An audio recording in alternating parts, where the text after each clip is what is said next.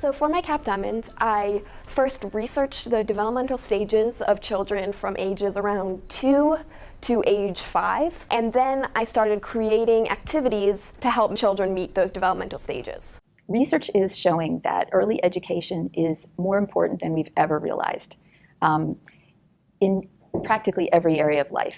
We have a variety of goals for kids when they finish preschool. We'd like them to be able to speak in a complete sentence and express themselves pretty well. We'd like them to be able to interact well with their peers. We'd like them to be able to ask for a turn, to enter play successfully, and to negotiate a conflict. Having experiences, having sensory experiences, having experiences of the world, understanding that vocabulary means real things and experiencing those real things. It's important for kids of this age group to be aware of what different textures mean, and especially with sand, they'll be able to realize what happens if they make a sandcastle versus if they dig a hole. Are you helping out Kate? It's so nice of you. Cup it and then lift it. Oh my goodness. So you do that a bunch to make a big sandcastle? I created something called pulling butterflies. In this activity, the children were able to use their fine motor skills by pulling a piece of string and leaving an imprint of a butterfly on a piece of paper. We're gonna press down as hard as we can, and then when you take it out, it's gonna be a butterfly. They also practice their social skills. We only had about 5 different colors, and the children, if they wanted a color that one of their friends were already using, they had to either wait their turn or use another color. Now, my favorite color is red. I like to use it whenever I can. Would you like to try using it? Let's see, does that look like a good color? You think that's good? Or maybe green. Right. Red sounds like a good color. We'd like them to know the numbers. We'd like them to be able to count with one-to-one correspondence, which means that they can touch an item and know that they're counting it, not just rote count. 2, close, 3. Oh my goodness.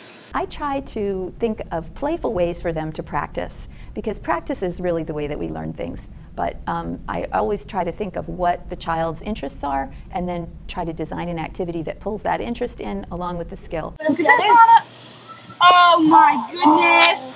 Is that pretty? Wow! Wow, that is beautiful. The second activity we had was called the baby monster activity. I gave them a choice of whether they wanted white clay or blue clay. And then they were able to create monsters using different supplies that we had. Has anyone ever seen a monster? Not me. Not me. I haven't either. Have you seen one, Sean? No. Things don't get corrected as easily as we would expect. The other thing that we're realizing is that brains are extremely malleable in the early years. If a child has a learning disability, if a child has a developmental delay, if we can work on that early, it can change the entire course of a child's life. No, look. That's the mouth.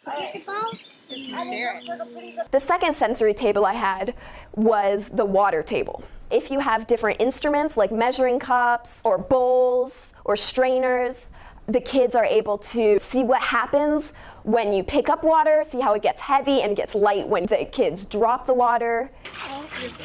It's raining! Whoa.